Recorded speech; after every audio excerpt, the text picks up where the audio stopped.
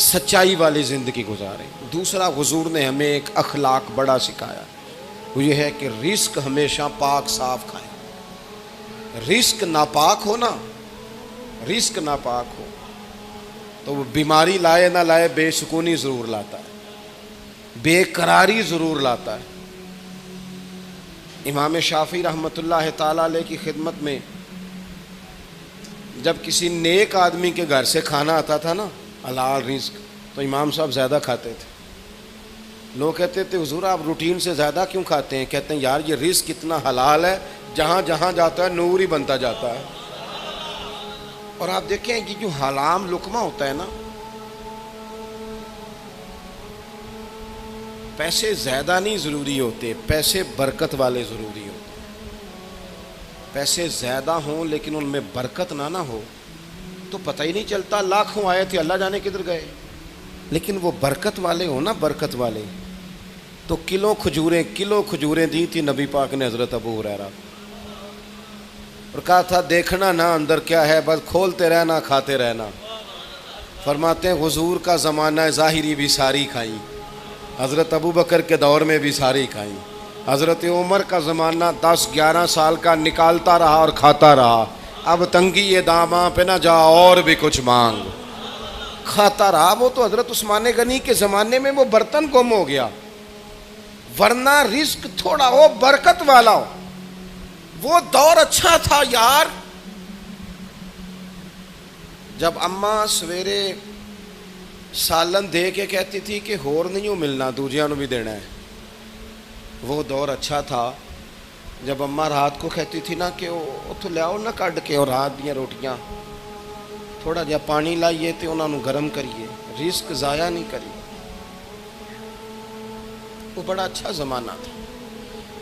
جب ابا جی کہتے تھے لو پترو بچیو میں تانوں پڑولے چ دانے پاتے جے تے ماں تہاڈی مرتبہ نے 4 پاتا جے، ہن تانوں پرواہ، کتنا اچھا تھا دور، بخار ہی نہیں چڑھتا تھا، لوگ دیر دیر تک پتہ ہی نہیں چلتا تھا کوئی بیمار ہو گیا۔ اعلیٰ غذائیں، ہوٹل سجے ہوئے، برگر کی دکانیں سجی ہوئی، پیزے آ رہے ہیں، لیکن تلخیاں ہیں کہ جان نہیں چھوڑتی، سکون ہے کہ قریب نہیں آتا، بے ہنگم سوسائٹی، بکھرا اور الجھا ہوا معاشرہ، حلال اور طیب روزی۔ پتہ ہے رزق حرام نقصان کیا کرتا ہے؟ او میرے دوستو میں بات کہنے لگا ہوں، خدا را ضائع نہ کرنا۔ پتہ ہے رزق حرام نقصان کیا کرتا ہے؟ پتہ ہے رزق حرام نقصان کیا کرتا ہے؟ رزق حرام بندے اور رب کا رشتہ کمزور کرتا ہے، اللہ سے رشتہ کمزور۔ وہ مالک جو گناہگاروں کی بھی قبول کرتا ہے، خطاکاروں کی بھی قبول کرتا ہے۔ اللہ کے رسول صلی اللہ علیہ وسلم نے ایک شخص کو دیکھا، وہ دعا مانگ رہا ہے، تو فرمایا یہ دیر تک بھی دعا مانگتا رہا تو اس کی قبول نہیں ہوگی۔ حضور رب تو کریم ہے، وہ تو کرم کرتا ہے، فرمایا نہیں قبول ہوگی۔ وجہ فرمایا جو اس نے کپڑے پہنے ہیں وہ حرام پیسوں کے ہیں، جو اس نے کھایا ہے وہ حرام پیسوں کا ہے، جو اس نے پیا ہے وہ حرام پیسوں کا ہے۔ اور جب یہ حرام پیسوں کا سارا کچھ ہو تو جتنا مرضی کشکول بڑا کر کے دعا مانگی جائے وہ قبول، اس سے بڑا بھی کوئی نقصان ہوگا کہ اللہ سے رشتہ کمزور ہو جائے۔ دعائیں جو مومن کا ہتھیار ہیں اسی سے بندہ محروم ہو جائے۔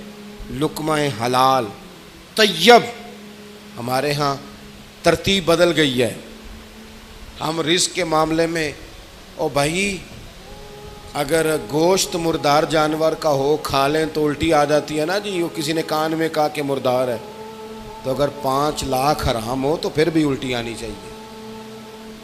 اگر 20 لاکھ حرام کا ہو تو وہ ہمارے ایک دوست کہا کرتے تھے کہ عجیب کرائیٹیریا ہم نے بنایا ہے، عجیب ہم نے میرٹ بنایا ہے۔ ایک شخص نے ایک مہنگا جوتا کہیں گرا ہوا دیکھا، 1 پاؤں ملا اسے، مہنگا جوتا تھا، تو وہ اس نے شور کیا یہ کس کا ہے، یہ کس کا ہے، یہ کس کا ہے۔ تھوڑا سا وہ ڈھونڈ رہا ہے یہ مالک کون ہے، اس کا ڈھونڈ رہا ہے۔ تھوڑا سا آگے گیا تو اسے جوتے کا دوسرا پیر مل گیا، پھر اس نے مالک ڈھونڈنا بند کر دیا۔ اس طرح کا تقویٰ نہ اختیار کریں، آپ دیانت کے ساتھ اپنی زندگی گزاریں۔ تیسری اور آخری بات جو آپ سے بڑی گزارش کرنی ہے آپ کی خدمت میں، پھر بات کو سمیٹنا ہے۔ ایک تو سچ بولیں، رزق حلال کھائیں، اور دوسرا دوسروں پر زیادہ توجہ نہ دیں، اپنے اوپر زیادہ توجہ دیں۔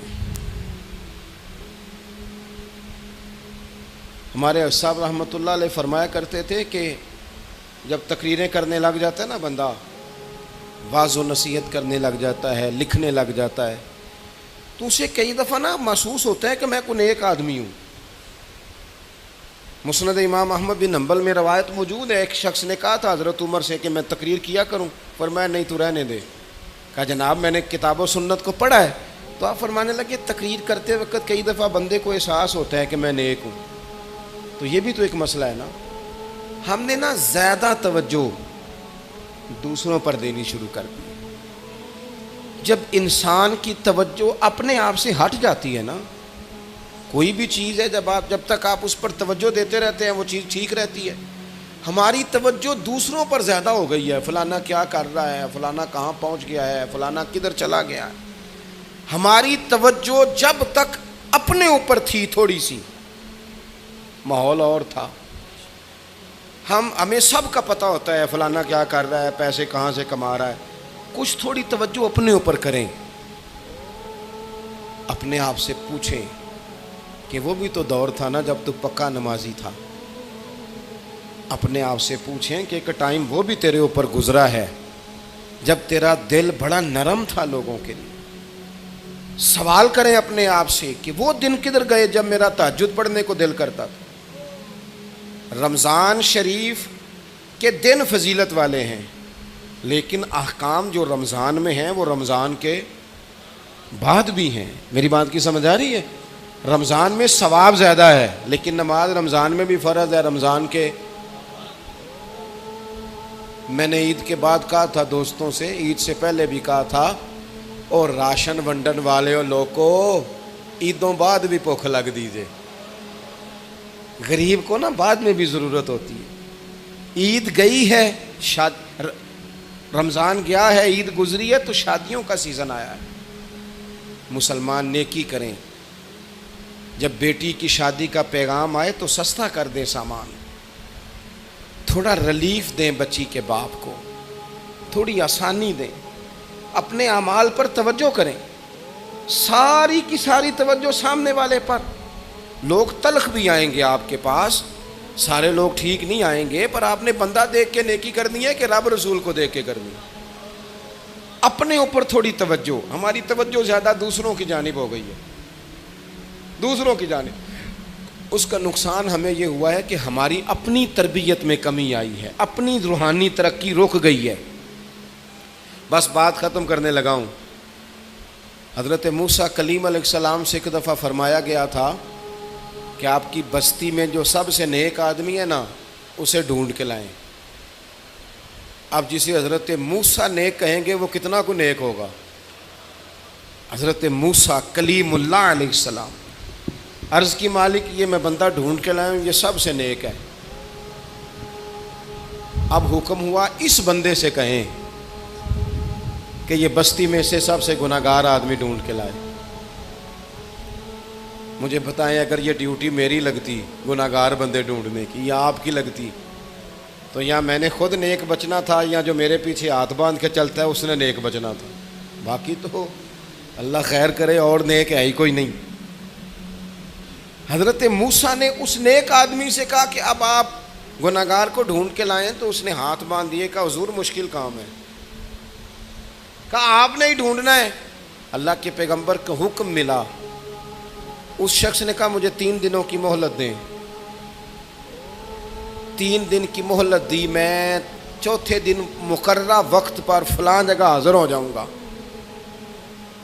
3 دنوں کے بعد گناہگار کو ڈھونڈ کے لانا تھا۔ کسے ڈھونڈ کے لائے؟ اپنے ہی گلے میں رسی باندھی اور حضرت موسیٰ کے ہاتھ میں تھما کے عرض کی حضور کچھ لوگوں کی غلطیاں نظر آئی تھیں، پر ان کا مجھے صرف شک تھا کہ یہ اس میں غلطی ہے، وہ شک تھا، لیکن جو میری غلطیاں ہیں وہ تو پکی ہیں نا، وہ تو مجھے یقین ہے نا یہ مجھ سے ہوا ہے، لہذا اس بستی کا سب سے گناہگار میں ہی ہوں، رب کی طرف سے پیغام آیا، میرے کلیم اسے فرما دیں کہ تیرا جو اللہ کی بارگاہ میں مقام ہے وہ اسی عاجزی کی برکت سے ہی تو ہے، یہی تو وجہ ہے جو تجھے مقام ملا۔ کچھ توجہ نا اپنے اوپر بھی کریں۔